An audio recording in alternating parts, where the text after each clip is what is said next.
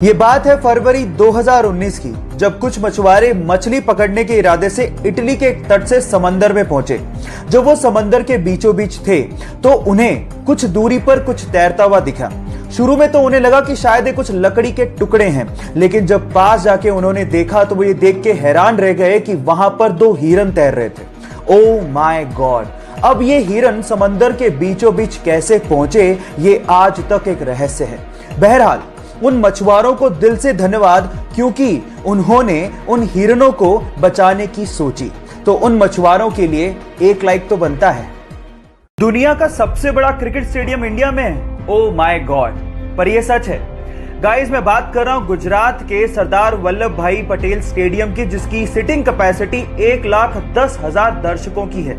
इसके पहले तक यह रिकॉर्ड ऑस्ट्रेलिया के मेलबर्न क्रिकेट ग्राउंड का था, जहां की सिटिंग कैपेसिटी 1 लाख थी। इसकी खास बात यह है कि ये 63 एकड़ में फैला हुआ है और यहाँ पर 4 ड्रेसिंग रूम्स बनाए गए, मतलब एक समय पे 4 क्रिकेट टीमें एक साथ यहाँ पर ठहर सकती हैं। इसके अलावा अगर यहाँ पर बारिश हो गई तो यहाँ पर ड्रेनिंग सिस्टम बनाया गया, जिसके थ्रू इस मैदान को 30 मिनट के अंदर फिर से खेलने के लिए तैयार किया जा सकता है। पहले दुनिया की सबसे बड़ी स्टैचू और अब दुनिया का सबसे बड़ा cricket stadium. Yes, proud to be an Indian guys. इस दुनिया में बहुत सी ऐसी खूबसूरत चीजें हैं जिसे हमें मरने से पहले जरूर देखना चाहिए। उसमें से एक है वियतनाम के बाना हिल्स पे बना हुआ गोल्डन ब्रिज। क्या खास बात है इसकी, मैं आप लोगों को बताता हूं। सोशल मीडिया पे फेमस इस गोल्डन ब्रिज को 2 कंक्रीट के हाथों ने थामा हुआ है। पूरा का पूरा ब्रिज इन हाथों पे टिका हुआ है और लोग इसे ईश्वरीय हाथों का दर्जा दे रहे हैं। अभी तो हम लोग कहीं जा नहीं सकते, लेकिन जब ये कोरोना का संकट खत्म होगा तो मैं जरूर वियतनाम जाके इसे एक्सप्लोर करना चाहूंगा। आप लोग कहां जाना चाहेंगे, जरूर लिखिएगा। 2016 में ऑस्ट्रेलिया से मार्क नाम का एक लड़का अपने पिता को लेकर जैसे ही हिंद महासागर में मछली पकड़ने के लिए पहुंचा तो कुछ दूरी पर उन्हें पिंक कलर की बोल नुमा एक बहुत बड़ी सी चीज दिखाई दी। शुरू में तो उन्हें लगा कि शायद कोई नाव पलट गई है, लेकिन थोड़ा पास गए तो समझ में आया ये नाव तो नहीं है, लेकिन बहुत अजीब सी चीज थी। लेकिन जब बिल्कुल पास पहुंचे तो उन्हें समझ में आ गया था कि व्हेल की डेड बॉडी है।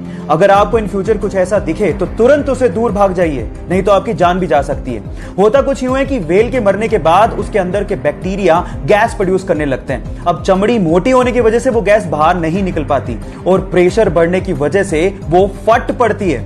अब अगर ऐसा कुछ दिखे इन फ्यूचर तो सावधान जरूर रहिएगा।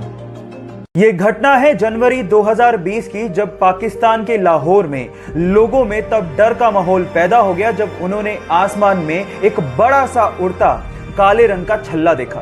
कुछ लोगों का यह कहना था कि शायद ये कोई शैतानी बादल है, तो कुछ लोग कहने लगे कि शायद ये कोई एलियन एक्टिविटी है।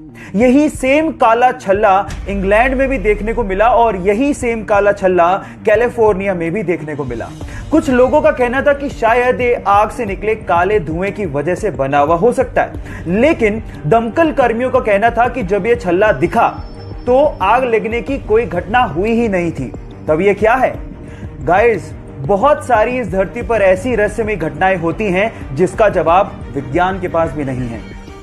महज 5 साल की उम्र में उसने अपने पिताजी को खो दिया। घर की और छोटे भाई बहन की जिम्मेदारी होने की वजह से उसने खाना बनाना सीखा और महज 7 साल की उम्र में उसने खाना स्पेशली चिकन बनाना सीख लिया था। लेकिन जब भी वो जॉब के लिए बाहर जाता उसे ठोकरें ही मिलती। जॉब ना होने की वजह से शादी के बाद उसकी पत्नी भी उसका साथ छोड़ के चली गई और 60 साल की उम्र तक आते आते अपना पेट पालने के अलावा उसने कुछ नहीं किया।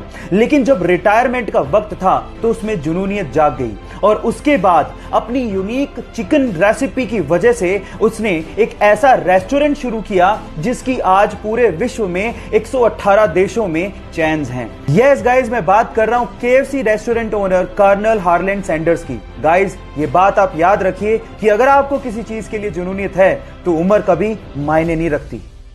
गाइस, इस वीडियो को देख के मेरा दिल पसीज गया है, सच बता रहा हूं। कोरोना से लड़ने के लिए और इन मरीजों की सेवा करने के लिए डॉक्टर्स लोग अपनी जान हथेली पे रख के पूरे दिन अपना फर्ज निभा रहे हैं। पूरे दिन मास्क पहनना पड़ता है और उसके बाद जब उसको निकालते हैं तो ऐसी हालत हो जाती है। इसको देख के मुझे ऐसा लगता है कि शायद हम लोग बहुत ज्यादा सेल्फिश हैं। हमें कोरोना ना हो इसके लिए घर पे बैठने को गुजारिश की गई, कहा गया, लेकिन हम लोग हैं कि टिकते ही नहीं। घर पे बैठिए, ताकि इन डॉक्टर्स लोगों को भी अपने घर जाने का समय मिल सके। कोरोना के पेशेंट कम होंगे तब तो ये लोग घर जा पाएंगे। समझिए, घर बैठिए।